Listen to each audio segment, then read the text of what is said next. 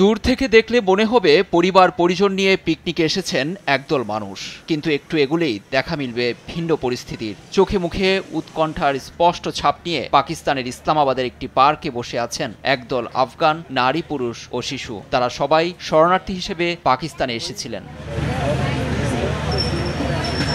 2021 সালের আগস্টে ফের আফগানিস্তানে তালেবানের শাসন শুরু হলে বহু আফগান শরণার্থী পাকিস্তানে আশ্রয় নিয়েছিলেন। তবে বর্তমানে পাকিস্তানের প্রশাসন তাদের দেশে পাঠানোর উদ্যোগ নিয়েছে। এতে শরণার্থী আফগানরা দুশ্চিন্তায় দিন পার করছেন। তাদের দাবি, জাতিসংঘের শরণার্থী বিষয়ক হাই কমিশনারের মাধ্যমে বৈধভাবেই তারা এসেছেন, কিন্তু পাকিস্তানের এমন সিদ্ধান্ত তাদেরকে অনিশ্চয়তার মধ্যে ঠেলে দিচ্ছে।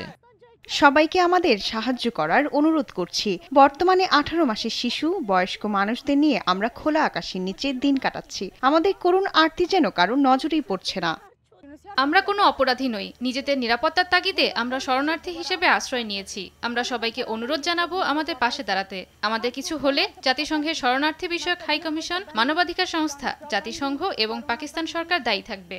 তালেবানরা রাজধানী কাবুল দখল নিলে বহু আফগান পার্শ্ববর্তী দেশ পাকিস্তান এবং ইরানে পাড়ি জমান। এসব দেশে তারা অনিবন্ধিত শরণার্থী হিসেবেই থাকছেন। এনজিওগুলো থেকেও কোনো সহায়তা তারা পাচ্ছেন না। সারাদিনে একবার খেয়েই কোনো মতে দিন পার করছেন, কিন্তু জীবনের নিরাপত্তা রক্ষায় এবং নারীদের শিক্ষা চলমান রাখতে তারা কেউই নিজ দেশে ফিরতে আগ্রহী নন।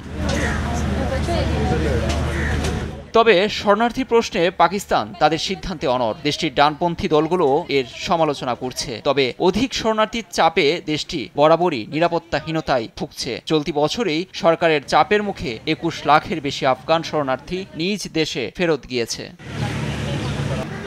নিউজ ডেস্ক, দেশ টিভি।